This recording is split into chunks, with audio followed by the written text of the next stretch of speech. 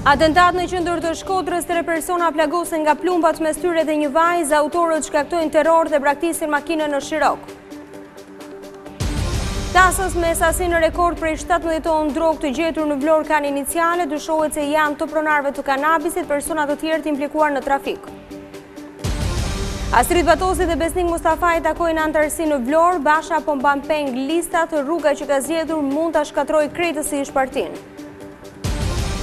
Përkujtohet një vjetor i grushtit të shtetit në Turqi, Erdogan deklaron se fuqistë dështuan nga reagimi i popullit ndaj organizatës terroriste të Gülen.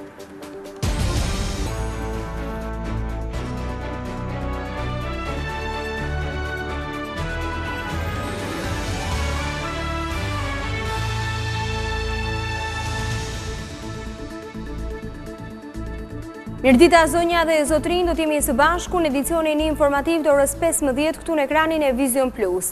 Të shtënat e pistoletës terrorizuan sot 10 banor në qendër të Shkodrës, 3 persona mes të cilëve një vajzë u plagosën në një atentat.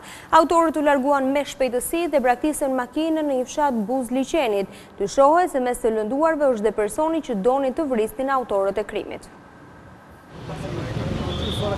3 persona mbetën të plagosur me armë zjarri në qendër të qytetit të Shkodrës. Elona Qyrku, 25 vjeçe, Enrik Prenushi dhe Don Lisi, 32 vjeç, u dërguan me urgjencë në spitalin rajonal dhe fatmirësisht sipas mjekëve ndodhen jashtë rrezikut për jetën. Dyshimet e para të policisë konfirmojnë se objektive atentatit ka qenë 32 vjeçari Doni Lisi, ndërsa 2 plagosurit e tjerë ishin kalimtar të rastësishëm. Ngjarja krijoi panik tek njerëzit që ishin të shumtë në momentin e krimit. Uniformat blu kanë gjetur në vendin e ngjarjes 8 gëzhoja, të cilat janë qitur nga një pistolet. Vetëm pak minuta pas atentatit, policia ka gjetur në fshatin Zogaj edhe automjetin e braktisur, i cili rezulton se është në pronësi të Arben Pjollës.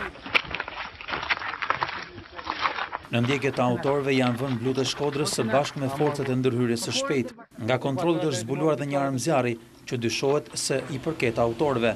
Këta të fundit besohet se po fshihen në një zonë malore, fare pranë kufirit me Malin e Zi.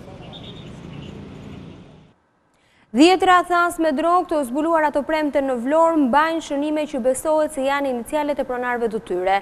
Hetuesit po mbledhin dëshmi për të mësuar se kush qëndron pas sasisë rekord prej 17 ton të kanabisit. Ndërkohë, pakot me hashash janë sjellë në Tiranë në laboratorin e kriminalistikës.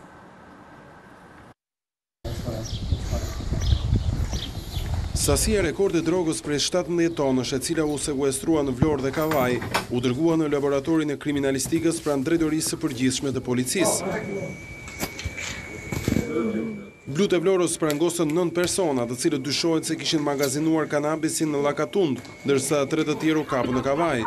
Por hetuesit i kanë përqendruar kërkime tek inicialet e gjetura në thasë dhe kanabisit. Siç duket edhe nga pamjet e dërguara nga policia, në pjesën e jashtme të thasëve janë vendosur kode për të identifikuar sasia e drogës së grumbulluar.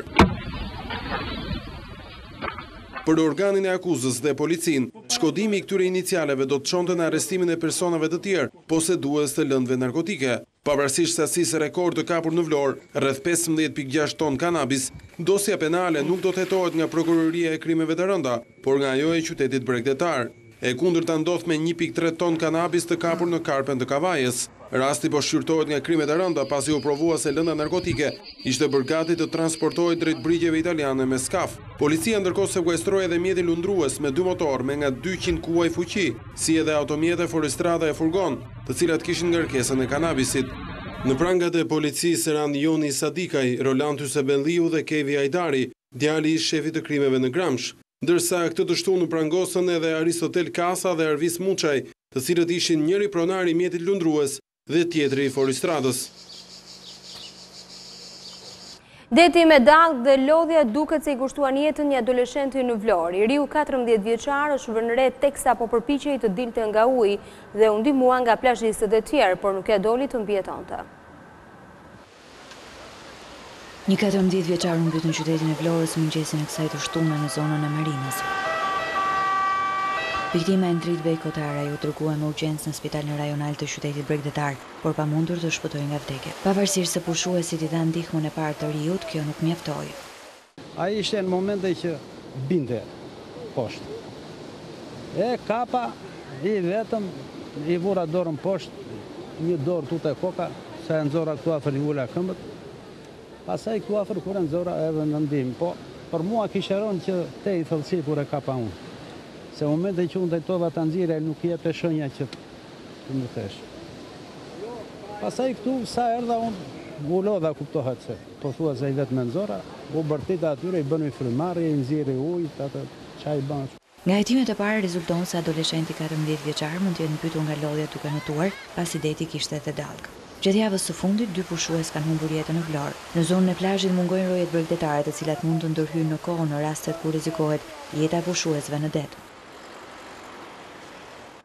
Nga Vlora, Astrid Patosi dhe Besnik Mustafaj kërkuan anullimin e garës për kryetar në PD. Ata shpeguan para antarësisë se fushata është e pabarabartë dhe se Basha po mban penglistat. PD, sipas kritikëve, është në rrezik shpërbërje nga rruga që po ndjek Basha. Astrid Patosi është rikthyer në Vlorë, në qytetin nga i cili u zgjodh deputet, por këtë herë për të kërkuar mbështetjen e demokratëve kundër Lulzim Bashës e garës fars që po zhvillohet brenda partisë. Para demokratëve të Vlorës, Patosi sqaroi pse nuk kandidoi përballë Lulzim Bashës për postin e kryetarit të PD-s, duke theksuar se në një garë jo reale, kandidimi i tij do të ishte vetëm për të legjitimuar të zgjedhjen e Lulzim Bashës.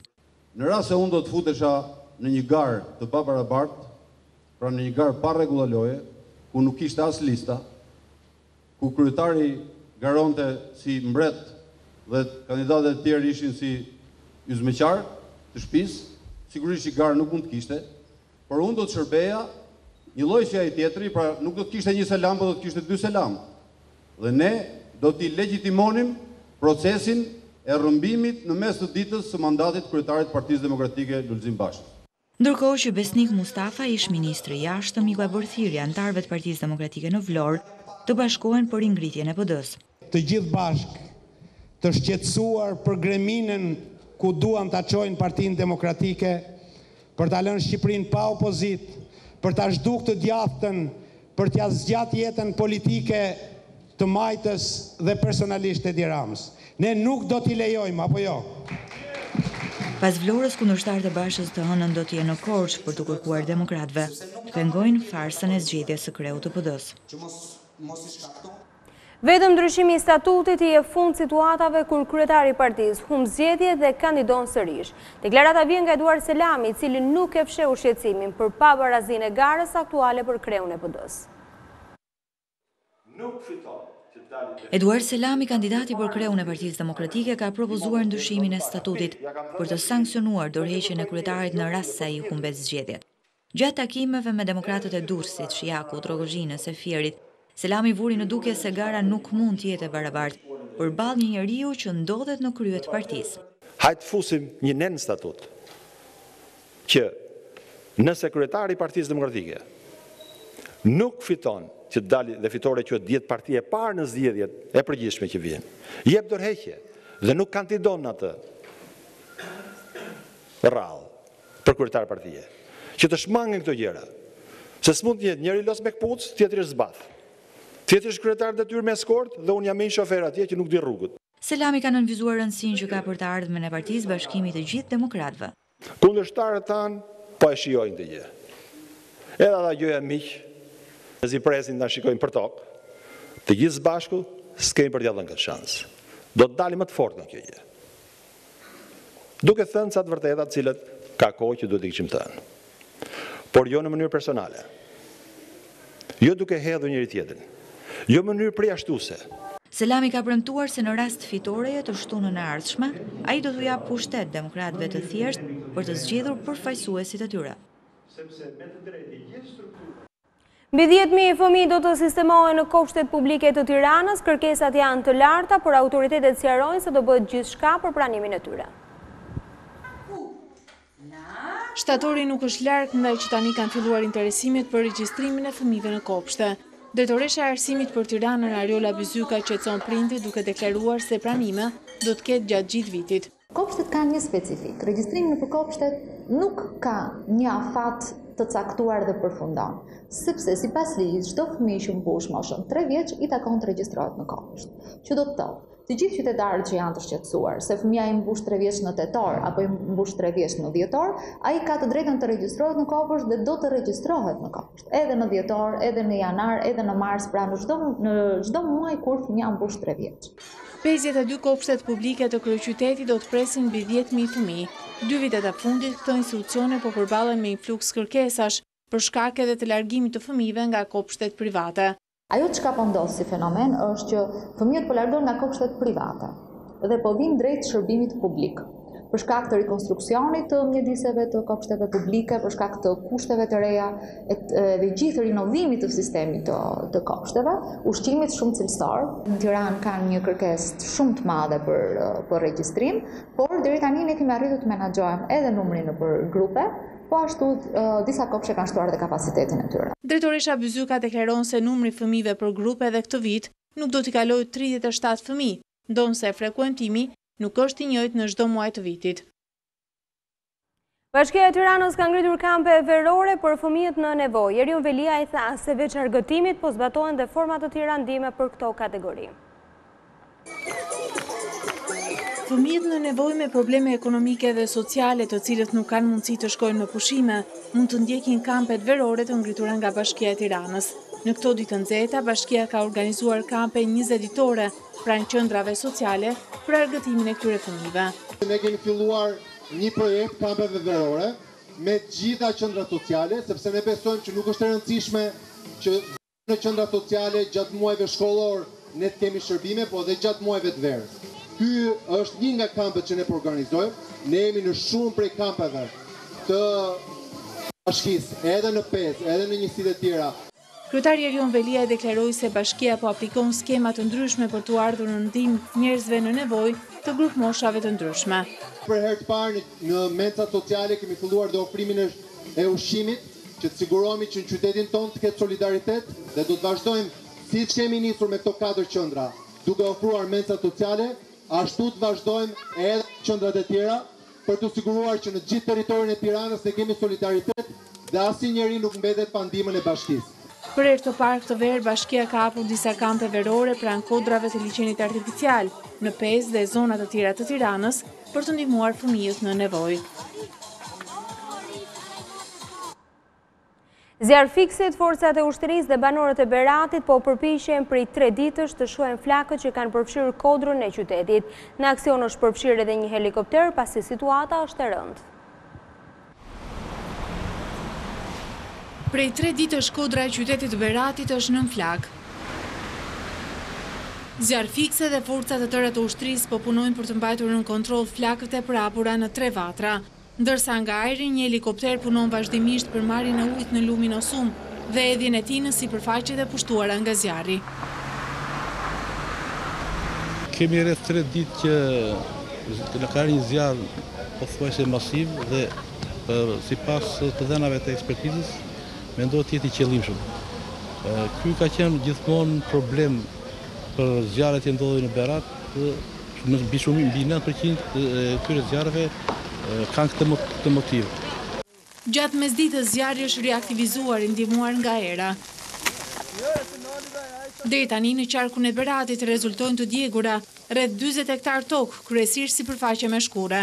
Ndërsa në të gjithë vendin vetëm 24 orët e fundit janë shënuar 9 vatra zjarri, ku krahas Beratit shqetësuese është situata edhe në qarkun e Fierit, Lezhës, Durrësit dhe Vlorës. Në këto zona rezultojnë të djegura sasi të konsiderueshme toke, kryesisht me shkure, bimë medicinale dhe ullinj.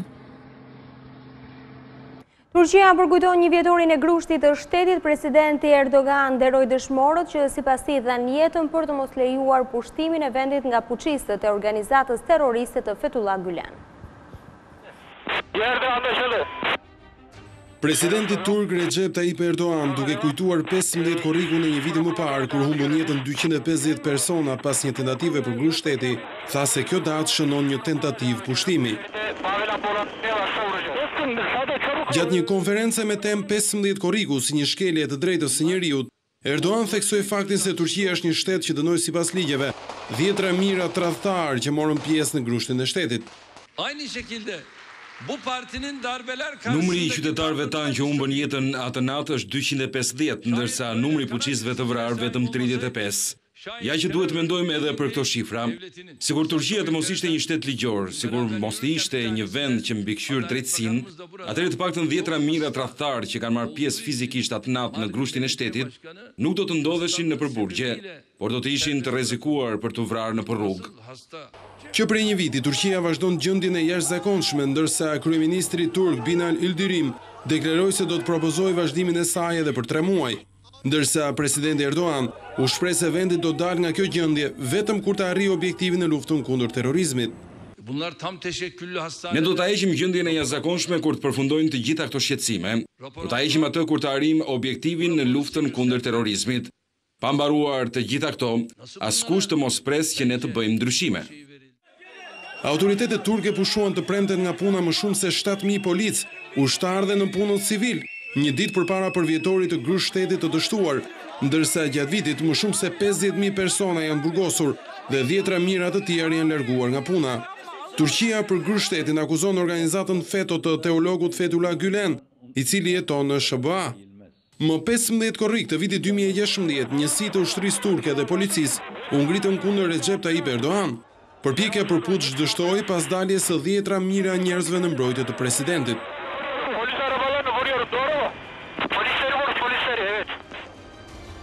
Një i ri 20 vjeçar qelloi me thik një grup turistësh në një nga resortet e Egjiptit, përpasoi 2 femra gjermane humbën jetën. Autoritetet thanë se bëhet fjalë për një sulm terrorist. Të paktën 2 turistë femra ndruan jetë dhe 4 të tjerë janë në gjendje kritike pas një sulmi me thik që ndodhi në plazhin e Hurgadit në Egjipt. Autoritetet e cilësuan sulmin si terrorist. Të plagosurit të transportuan menjëherë në spital, por 2 prej tyre nuk ja dolën dot për shkak të plagëve të rënda që morën në trup. Ministria e Punëve të Jashtme të Gjermanisë konfirmoi se viktimat janë shtetase gjermane. Mund të themi me pikëllim se 2 turiste gjermane janë vrarë në një sulm në Hurgadi, bën të ditur komunikata e ministrisë. Autoritetet arrestuan autorin 20 vjeçar pak minuta pas ngjarjes, pas tentativës për t'u arratisur. Nga hetimet paraprak rezulton se agresori ka hyrë në territorin e resortit të populluar me turistë duke notuar dhe më pas ka kryer sulmin. Hurgada është një prej vendeve turistike më popullore. Kohët e fundit në vend janë ulur ndjeshëm çmimet e paketave turistike, për shkak të pasigurisë nga sulmet e ekstremistëve. Londra sërish përjeton një situatë pazakon nga zjarret, një ndërtesë 6 katëshe u përfshi nga flakët, fatmirësisht pa shkaktuar viktima. Një zjarr shpërtheu në një ndërtesë 6 katëshe në qendër të Londrës rreth orës 10 të mëngjesit të së shtunës. Tymizi dhe flakët merruan turistët. 6 ekipe dhe më shumë se 35 zjarfikës po luftojnë ende me flakët, ndërsa autoritetet kanë evakuuar të gjithë zonën e populluar nga turistët. Sipas raportimeve, mësohet se flakët shpërthyen nga sistemi ventilimit të një restoranti që ndodhet në katin e parë të ndërtesës. Flakët janë përhapur në bodrum dhe në katët e tjera të sipërmet. Londra nuk po gjen qetësi nga flakët. Më shumë se 250 banorë të ndërtesës Grenfell Tower i shpëtuan një zjarr i shkatërues i cili vrau të paktën 80 persona muajin e kaluar. Ndarja e fondeve për infrastrukturën shkaktoi dhunë në parlamentin e Tajvanit. Deputetët e opozitës akuzuan rivalët politik për ndarje selektive të fondeve, ndërsa goditën njëri tjetrin me grushta dhe karrige. Deputetët e parlamentit të Tajvanit janë përleshur me njëri tjetrin gjatë shqyrtimit të një projekt buxheti për infrastrukturën. Ligjvënësit janë zënë me grushta, shishe ujë e madje nuk kursyen as karriget. Partia opozitare Kuomintang është kundër pasi pretendon se projekti favorizon qytetet dhe qarqe besnike ndaj Partisë Demokratike Progresiste dhe se një gjë e tillë po bëhet për të marrë mbështetje për partinë para zgjedhjeve të vitit të ardhshëm. Projekti përfshin linja hekurudhore, masa kontrolli për përmbytjet dhe energjinë. Kritikët gjithashtu kanë vënë në pikpyetje nëse shpenzimet e projektit, i cili kushton rreth 10.7 miliard pound, janë me të vërtetë të vlefshme. Seanca u pezullua pas sherrit me grushta, ndërsa ende nuk është përcaktuar seanca e radhës për të votuar projekt ligjin. Fototeka Marubi mund të konsiderohet një thesar i vërtet. E krijuar në vitet 70, ajo mbart qindra vepra në institucionin e vetëm përfaqësues të artit të fotografisë në Shqipëri. Ishte viti 1856 kur italiani Pietro Marubi themeloi në Shqipëri të parën studio fotografike, të cilën pas vdekjes së mjeshtrit do ta trashëgonte djali i birësuar i familjes Kodeli, Keli. Ky i ri talentuar do të trashëgonte jo vetëm studion, por edhe mbiemrin e mjeshtrit të madh, pasi të gjithë do ta njihnin më pas si Keli i Marubit. Pas vdekjes së Kelit, studio e fotografisë do drejtohej nga i biri Geg Marubi, i cili kishte mbaruar studimet në shkollën e parë të filmit dhe fotografisë në Francë, për të krijuar një fond që kjo fototek e rrëfen sot si 160 vite histori. Muzeu Kombëtar i Fotografisë Marubi është specifik në llojin e tij, në vetë fotografia është diçka specifike. Kryesisht gjatë muajve të pikut sezonit veror, vizitueshmëria i përket vizitorit të huaj. Tashmë lajmi është gjithnjë i përhapur që e diela e çdo fundmuajit është hyrje lirë, muzeu ofron një hyrje të lirë apo edhe festa të ndryshme. Dhe sa i përket statistikave, besoj se ato janë dukshëm në rritje nga viti i kaluar. Kalojnë numrin për rreth 13.000 vizitor në një vit. Fototeka Marubi do të krijohej si një sektor i muzeut historik të qytetit të Shkodrës në vitin 1970, ndërsa në vitin 2003 merr statusin e institucionit kombëtar si vetmi muze i fotografisë në Shqipëri. Aktualisht, në këtë muze ka 2 ekspozita, por virtualisht mund të shijohen edhe shumë vepra të Marubëve. Muzeu nuk luan thjesht një politik për 3 muaj, po ai është i shpërndar në një vit kalendarik në momente të ndryshme. Tashmë për një fillim të këtij viti, një program do të thoya temaset i ngjeshur me aktivitete, përfshirë këtu realizimin e workshopeve të ndryshme, pra programi edukativ dhe i ekspozitave. Mendoj që janë 2 momente të rëndësishme se çfarë vërtet muzeu i ofron vizitorëve. Në gusht dhe në tetor do pasohen me disa ekspozita tjera. Sot Fototeka Kombëtare Marubi mbetet i vetmi institucion përfaqësues i artit të fotografisë në Shqipëri, që në fond mban punët e Pietro Marubit, Mat Kodhelit, Kel Marubit, Geg Marubit, Kolidromenos e Dediakovës. Atentat në qendër të Shkodrës, 3 persona plagosën nga plumbat mes tyre dhe një vajzë, autorët shkaktojnë terror dhe braktisin makinën në Shirok. Plasët me sasinë rekord prej 17 tonë drogë të gjetur në Vlorë kanë iniciale, dyshohet se janë të pronarëve të kanabisit, persona të tjerë të implikuar në trafik. Astrid Patosi dhe Besnik Mustafaj takojnë antarësi në Vlorë, Basha apo mban peng listat, rruga që ka zgjedhur mund ta shkatërrojë krejtësisht partinë. Përkujtohet një vjetor i grushtit të shtetit në Turqi, Erdogan deklaron se fuqistët dështuan nga reagimi i popullit ndaj organizatës terroriste të Gülen. Zonja dhe zotrin, kjo ishte gjithçka e përgatitur për edicionin informativ të orës 15. Për më shumë informacione dhe në çdo kohë, mund klikoni në adresën tonë të internetit si dhe në faqen tonë në Facebook. Bashkë do takojmë në edicionin qendror të lajmeve. Deri atëherë, shikim të këndshëm të programeve në vazhdim. Mirupafshim.